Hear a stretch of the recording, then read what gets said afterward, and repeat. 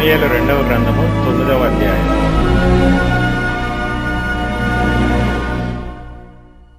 యోనాతానును బట్టి నేను ఉపకారము చూపుటకు సౌలు కుటుంబంలో ఎవడైనా కలడాయని దావీదు అడిగెను. సౌలు కుటుంబమునకు సేవకుడగు సీబాయను ఒకడుండగా వారు అతనిని దావీదు నొద్దకు పిలువనంపిరి. రాజు, సీబావు నీవే గదా అని అడుగగా అతడు, నీ దాసుడనైన నేనే సీబాను అనెను. రాజు, యెహోవా నాకు దయచూపినట్లుగా నేను ఉపకారము చేయుటకు సౌలు కుటుంబములో ఎవడైనానొకడు శేషించియున్నాడాయని అతని నడుగగా సీబా, యోనాతానుకు కుంటికాళ్లు గల కుమారుడొకడున్నాడని రాజుతో మనవి చేసెను. అతడెక్కడ ఉన్నాడని రాజు అడుగగా సీబా, చిత్తగించుము, అతడు లోదెబారులో అమ్మీయేలు కుమారుడగు మాకీరు ఇంటనున్నాడని రాజుతో అనెను. అప్పుడు రాజైన దావీదు మనుష్యులను పంపి లోదెబారులోనున్న అమ్మీయేలు కుమారుడగు మాకీరు ఇంట నుండి అతని రప్పించెను. సౌలు కుమారుడైన యోనాతానునకు పుట్టిన మెఫీబోషెతు దావీదు నొద్దకు వచ్చి సాగిలపడి నమస్కారము చేయగా దావీదు మెఫీబోషెతు అని అతని పిలిచినప్పుడు అతడు, చిత్తము, నీ దాసుడునైన నేనున్నానెను. అందుకు దావీదు, నీవు భయపడవద్దు, నీ తండ్రి అయిన యోనాతాను నిమిత్తము నిజముగా నేను నీకు ఉపకారము చూపి నీ పితరుడైన సౌలు భూమి అంతయు నీకు మరలా ఇప్పింతును. మరియు నీవు సదాకాలము నా బల్ల యొద్దనే భోజనము చేయుదువని సెలవీయగా అతడు నమస్కరించి, చచ్చిన కుక్క వంటి వాడనైన నా ఎడల నీవు దయచూపుటకు నీ దాసుడనగు నేను ఎంతటివాడను అనెను.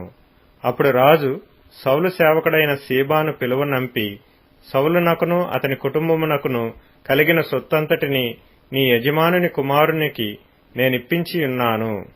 కాబట్టి నీవును నీ కుమారులను నీ దాసులను అతని కొరకు ఆ భూమిని సాగుబడి చేసి నీ యజమానుని కుమారునికి భోజనమునకై ఆహారము కలుగునట్లు నీవు దాని పంట తేవలెను. నీ యజమానుని కుమారుడైన మెఫీబోషెతు ఎల్లప్పుడూ నా బల్ల యొద్దనే భోజనము చేయునని సెలవిచ్చెను. ఈ సీబాకు 15 మంది కుమారులను 20 మంది దాసులను ఉండిరి. నా ఏలినవాడకు రాజు తన దాసునికిచ్చిన ఆజ్ఞ అంతటి చొప్పున నీ దాసుడనైన నేను చేసేదనని సీబా రాజుతో చెప్పెను. కాగా మెఫీబోషెతు రాజకుమారులలో ఒకడైనట్టుగా రాజు బల్ల యొద్దనే భోజనము చేయుచుండెను. మెఫీబోషెతునకు ఒక చిన్న కుమారుడుండెను, వాని పేరు మీకా. మరియు సీబా ఇంటిలో కాపురమున్న వారందరూ మెఫీబోషెతునకు దాసులుగా ఉండిరి. మెఫీబోషెతు యెరూషలేములో కాపురముండి సదాకాలము రాజు బల్ల యొద్ద భోజనము చేయుచుండెను. అతని కాళ్లు రెండెను కుంటివి.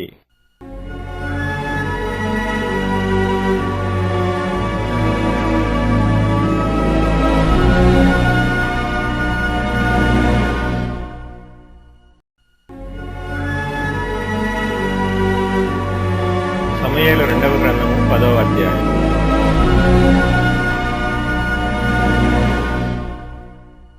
పిమ్మట అమ్మోను రాజు మృతి నొందగా అతని కుమారుడగు హానూను అతని రాజ్యము నేలుచుండెను. దావీదు, హానూను తండ్రి అయిన నాహాషు నాకు చేసిన ఉపకారమునకు నేను హానూనునకు ప్రత్యుపకారము చేతుననుకొని అతని తండ్రి నిమిత్తము అతని నోదార్చుటకై తన సేవకుల చేత సమాచారము పంపించెను. దావీదు సేవకులు అమ్మోనీయుల దేశములోనికి రాగా అమ్మోనీయుల గనులు తమ రాజగు హానూనుతో ఈలాగు మనవి చేసిరి, నీ తండ్రిని సన్మానించుటకే దావీదు నీ యొద్దకు ఓదార్చువారిని పంపెనని నీవనుకొనుచున్నావా? ఈ పట్టణమును నాశనము చేయవలనని దాని శోధించుటకై వారిని అతడు వేగు నిమిత్తమే పంపించియున్నాడని నీకు తోచలేదా? అంతటా హానూను దావీదు పంపించిన సేవకులను పట్టుకొని సగము గడ్డము గొరిగించి వారు తొడుగుకొనిన బట్టలను నడిమికి పిర్రల మట్టుకు కత్తిరించి వారిని వెళ్లగొట్టెను. ఈ సంగతి దావీదునకు వినబడినప్పుడు ఆ మనుష్యులు బహు సిగ్గునొందిరని వారిని ఎదుర్కొనుటకై మనుషులను పంపించి, మీ గడ్డములు పెరుగు వరకు యెరికో పట్టణమందు ఆగి అటు తర్వాత రండని వారితో చెప్పుడనెను. దావీదు దృష్టికి మనలను మనము హేయపరచుకొంటిమని అమ్మోనీయులు గ్రహించి దూతలను పంపి బేత్రెహోబుతోనూ అరాము సోబాతోనూ చేరిన సిరియనులలో నుండి 20,000 మంది కాల్బలమును, మైకా రాజునొద్ద నుండి 1,000 మంది బంటులను, టోబులో నుండి 12,000 మంది బంటులను జీతమునకు పిలిపించుకొనిరి. దావీదు ఈ సంగతి విని యోవాబును శూరుల దండంతటినీ పంపెను. అమ్మోనీయులు బయలుదేరి గుమ్మమునకెదురుగా యుద్ధ పంక్తులు తీర్చిరి. శోబా సిరియనులను, రెహోబు సిరియనులను, మైకా వారును, టోబు వారును విడిగా పొలములో నిలిచిరి. యోవాబు తనకు వెనుకను ముందును వారు యుద్ధ పంక్తులు తీర్చియుండుట చూచి ఇశ్రాయేలీలలో బలాఢ్యులను ఏర్పరచి పంక్తులు తీర్చి సిరియనులను ఎదుర్కొనబోయెను. అమ్మోనీయులను ఎదుర్కొనుటకై మిగిలిన వారిని తన సహోదరుడగు అబీషైకి అప్పగించి, సిరియనుల బలము నాకు మించిన ఎడల నీవు నన్ను ఆదుకొనవలెను. అమ్మోనీయుల బలము నీకు మించిన ఎడల నేను వచ్చి నిన్ను ఆదుకొందునని చెప్పి అమ్మోనీయులను ఎదుర్కొనుటకై తన వారిని వ్యూహపరిచెను. అప్పుడు ధైర్యము తెచ్చుకొమ్ము, మన జనులను మన దేవుని పట్టణములను తలంచుకొని ధైర్యము తెచ్చుకొందము.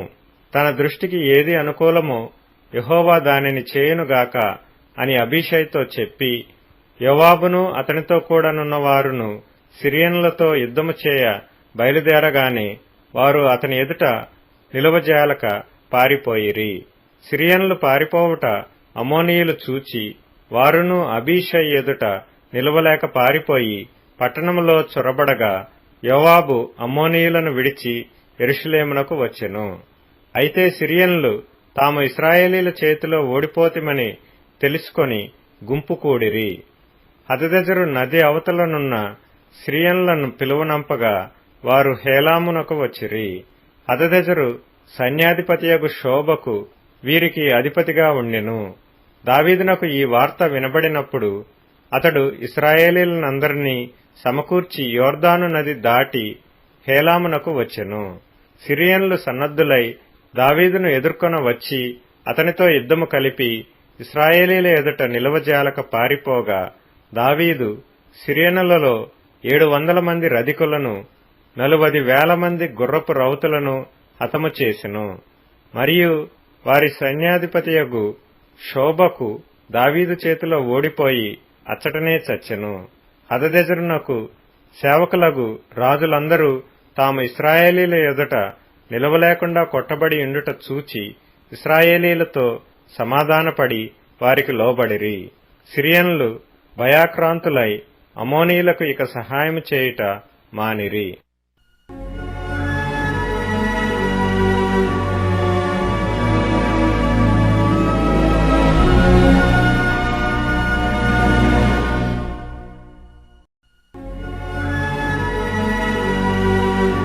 సమూయేలు రెండవ గ్రంథం 11వ అధ్యాయం.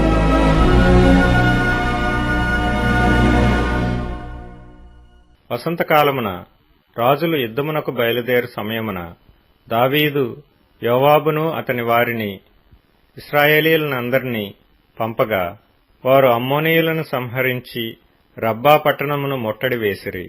అయితే దావీదు యెరూషలేమునందు నిలిచెను. ఒకానొక దినమున ప్రొద్దుగ్రుంకు వేళ దావీదు పడక మీద నుండి లేచి రాజనగరి మిద్దె మీద నడుచుచు పైనుండి చూచుచుండగా స్నానము చేయు ఒక స్త్రీ కనబడెను. ఆమె బహు సౌందర్యవతి అయ్యుండుట చూచి దావీదు దాని సమాచారము తెలుసుకొనుటకై ఒక దూతను పంపెను. అతడు వచ్చి ఆమె ఏలీయాము కుమార్తెయు హిత్తీయుడగు ఊరియాకు భార్యయునైన బత్షెబా అని తెలియచేయగా దావీదు దూతల చేత ఆమెను పిలువనంపెను. ఆమె అతని యొద్దకు రాగా అతడు ఆమెతో శయనించెను. కలిగిన అపవిత్రత పోగొట్టుకొని ఆమె తన ఇంటికి మరలా వచ్చెను. ఆ స్త్రీ గర్భవతి అయి నేను గర్భవతి నైతినని దావీదునకు వర్తమానము పంపగా దావీదు హిత్తీయుడగు ఊరియాను నా యొద్దకు పంపుమని దూత ద్వారా యోవాబునకు ఆజ్ఞ ఇచ్చెను. ఊరియా దావీదునొద్దకు రాగా దావీదు యోవాబు యోగక్షేమమును జనుల యోగక్షేమమును యుద్ధ సమాచారమును అడిగెను. తరువాత దావీదు ఇంటికి పోయి శ్రమ తీర్చుకొనమని ఊరియాకు సెలవీయగా, ఊరియా రాజనగరులో నుండి బయలు వెళ్ళెను. అతని వెనుక రాజు ఫలాహారము అతని యొద్దకు పంపించెను గాని ఊరియా తన ఇంటికి వెళ్ళక తన ఏలినవాని సేవకులతో కూడా రాజనగరి ద్వారమున పండుకొనెను. ఊరియా తన ఇంటికి పోలేదను మాట దావీదునకు వినబడినప్పుడు దావీదు ఊరియాను పిలిపించి, నీవు ప్రయాణము చేసి వచ్చితివి గదా, ఇంటికి వెళ్ళకపోతివేమని ఎడగగా, ఊరియా మందసమును ఇశ్రాయేలు వారును యూదావారును గుడారములలో నివసించుచుండగను నా అధిపతియగు యోవాబును నా ఏలినవాడవగు నీ సేవకులను బయట దండులో నుండగను భోజనపానములు చేయుటకును నా భార్య యొద్ద పరుండుటకును నేను ఇంటికి పోదునా? నీ తోడు, నీ ప్రాణము తోడు నేనాలాగు చేయువాడను కానని దావీదుతో అనెను. దావీదు, నేడును నీవిక్కడ ఉండుము, రేపు నీకు సెలవిత్తునని ఊరియాతో అనగా, ఊరియా నాడును మరునాడును యెరూషలేములో నిలిచెను. అంతలో దావీదు అతనిని భోజనమునకు పిలిపించెను. అతడు బాగుగా తిని త్రాగిన తరువాత దావీదు అతని మత్తునిగా చేసెను. సాయంత్రమున అతడు బయలువెళ్లి తన ఇంటికి పోక తన ఏలినవాని సేవకుల మధ్య పడక మీద పండుకొనెను. ఉదయమున దావీదు యుద్ధము మోపుగా జరుగుచున్న చోట ఊరియాను ముందు పెట్టి అతడు కొట్టబడి హతమగునట్లు నీవు అతని యొద్ద నుండి వెళ్లిపొమ్మని యోవాబునకు ఉత్తరము రాయించి ఊరియా చేత పంపించెను. యోవాబు పట్టణమును ముట్టడి వేయుచుండగా ధైర్యవంతులుండు స్థలమును గుర్తించి ఆ స్థలమునకు ఊరియాను పంపెను. ఆ పట్టణపు వారు బయలుదేరి యోవాబుతో యుద్ధమునకు రాగా దావీదు సేవకులలో కొందరు కూలిరి. హిత్తీయుడగు ఊరియాయును హతమాయెను. కాబట్టి యోవాబు యుద్ధ సమాచారమంతయు దావీదు నొద్దకు పంపి దూతతో ఇట్లనెను, యుద్ధ సమాచారము నీవు రాజుతో చెప్పి చాలించిన తరువాత రాజు కోపము తెచ్చుకొని యుద్ధము చేయనప్పుడు మీరెందుకు పట్టణము దగ్గరకు పోతిరి? గోడమీద నుండి వారు అంబులు వేయుదురని మీకు తెలియకపోయినా యెరుబ్బెషెతు కుమారుడైన అబీమెలెకు ఏలాగు హతమాయెను? ఒక స్త్రీ తిరుగటి రాతి తునక ఎత్తి గోడమీద నుండి అతని మీద వేసినందున అతడు తేబేసు దగ్గర హతమాయెను గదా. ప్రాకారము దగ్గరకు మీరెందుకు పోతిరని నిన్నడిగిన ఎడల నీవు తమరి సేవకుడగు ఊరియాయు హతమాయెనని చెప్పుమని బోధించి దూతను పంపెను. దూత పోయి యోవాబు పంపిన వర్తమానమంతయు దావీదునకు తెలియజేసెను. ఎట్లనగా ఆ మనుష్యులు మమ్మను ఓడించుచు పొలములోనికి మాకెదురు రాగా మేము వారిని గుమ్మము వరకు వెంటాడి గెలిచితిమి. అప్పుడు ప్రాకారం మీద నుండి విలుకాండ్రు తమ సేవకుల మీద అంబులు వేయగా రాజు సేవకులలో కొందరు హతమైరి. తమరి సేవకుడైన హిత్తీయుడగు ఊరియా కూడా హతమాయెను.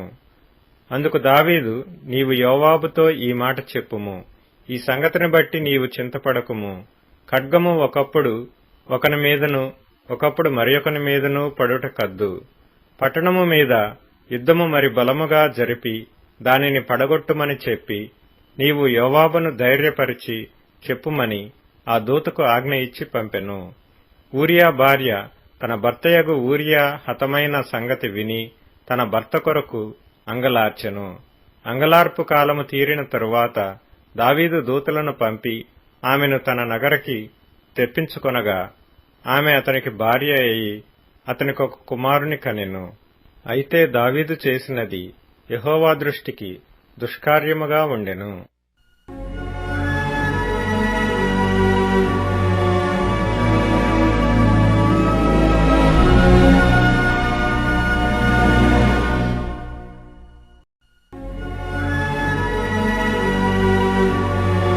సమూయేలు 2వ గ్రంథము 12వ అధ్యాయం.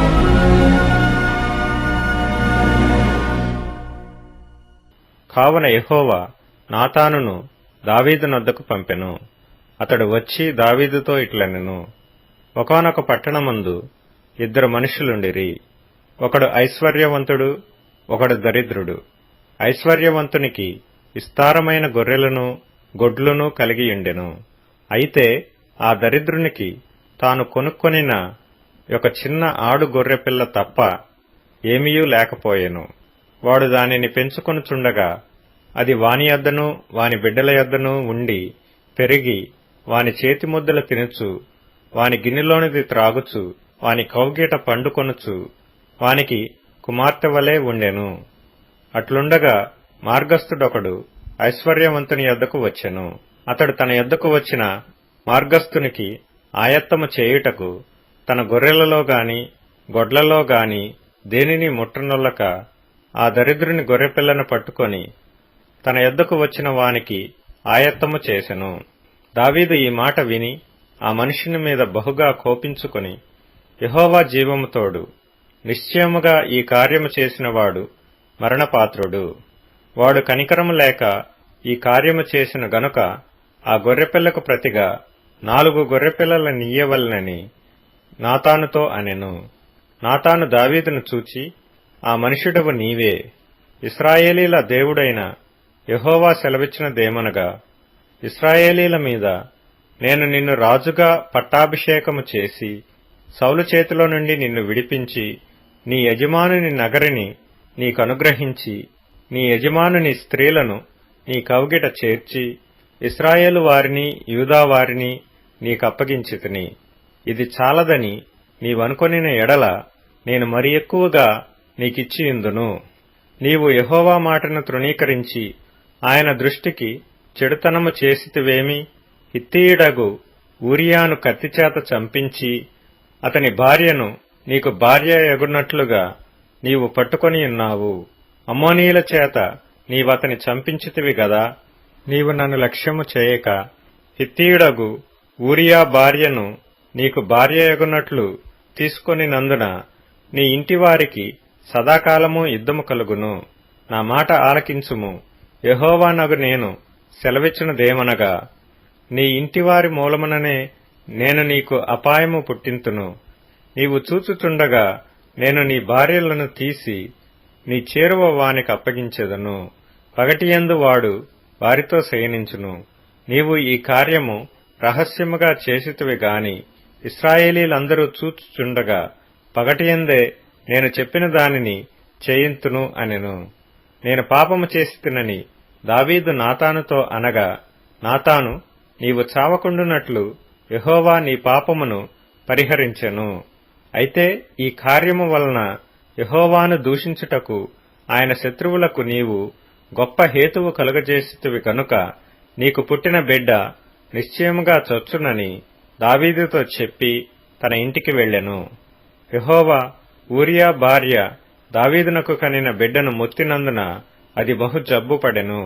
దావీదు ఉపవాసముండి లోపలికి పోయి రాత్రి అంతయు నేలపడియుండి బిడ్డ కొరకు దేవుని బతిమాలగా, ఇంటిలో ఎన్నికైన వారు లేచి అతనిని నేల నుండి లేవనెత్తుటకు వచ్చిరి గాని అతడు సమ్మతింపక వారితో కూడా భోజనము చేయక యుండెను. 7వ దినమున బిడ్డ చావగా, బిడ్డ ప్రాణంతో ఉండగా మేము అతనితో మాట్లాడినప్పుడు అతడు మా మాటలు వినకయుండెను. ఇప్పుడు బిడ్డ చనిపోయినని మనము అతనితో చెప్పిన ఎడల తనకు తాను హాని చేసుకొనునేమో అనుకొని దావీదు సేవకులు బిడ్డ చనిపోయినను సంగతి అతనితో చెప్పవెరచిరి.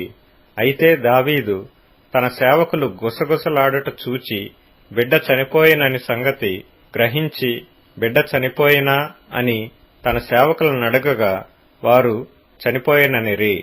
అప్పుడు దావీదు నేల నుండి లేచి స్నానము చేసి తైలము పూసుకొని వేరు వస్త్రములు ధరించి యెహోవా మందిరములో ప్రవేశించి మ్రొక్కి తన ఇంటికి తిరిగి వచ్చి భోజనము తెమ్మనగా వారు వడ్డించిరి. అప్పుడు అతడు భోజనము చేసెను. అతని సేవకులు బిడ్డ జీవంతో ఉండగా ఉపవాసముండి దాని కొరకు ఏడ్చుచుంటివి గాని అది మరణమైనప్పుడు లేచి భోజనము చేసితివి. నీవీలాగు చేయుట ఏమని దావీదును అడగగా అతడు బిడ్డ ప్రాణముతో ఉన్నప్పుడు దేవుడు నాయందు కనికరించి ఆని బ్రతికించునేమో అనుకొని నేను ఉపవాసముండి ఏడ్చుచుంటిని. ఇప్పుడు చనిపోయిన గనక నేనెందుకు ఉపవాసముండవలెను? వానిని తిరిగి రప్పించగలనా? నేను వాని యొద్దకు పోవదును గాని వాడు నా యొద్దకు మరలా రాడని వారితో చెప్పెను. తరువాత దావీదు తన భార్య అయిన బత్షెబను ఓదార్చి ఆమె యొద్దకు పోయి ఆమెను కూడగా ఆమె యొక్క కుమారుని కనెను. దావీదు అతనికి సొలొమోను అను పేరు పెట్టెను. యెహోవా అతనిని ప్రేమించి నాతాను అను తన ప్రవక్తను పంపగా అతడు యెహోవా ఆజ్ఞను బట్టి యెదీద్యా అని అతనికి పేరు పెట్టెను. యోవాబు రబ్బా అను అమ్మోనీయుల పట్టణం మీద యుద్ధము చేసి రాజనగరిని పట్టుకొనెను.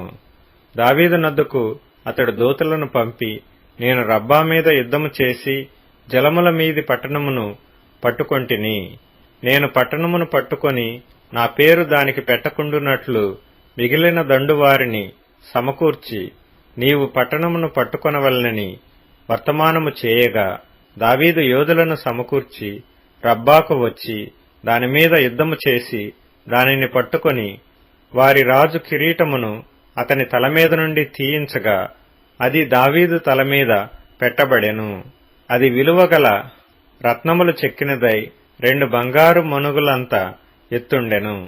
మరియు అతడు పట్టణములో నుండి బహు విస్తారమైన దోపు సొమ్ము పట్టుకొని పోయెను. పట్టణములో ఉన్న వారిని బయటకు తెప్పించి రంపముల చేతను పదునుగల ఇనుప పనిముట్ల చేతను ఇనుప గొడ్డండ్ల చేతను వారిని తుత్తునీయులుగా చేయించి వారిని ఇటుక ఆవములో వేసెను. అమ్మోనీయుల పట్టణములన్నిటికీ అతడు ఈలాగు చేసెను. ఆ తరువాత దావీదును జనులందరూ తిరిగి యెరూషలేమునకు వచ్చిరి.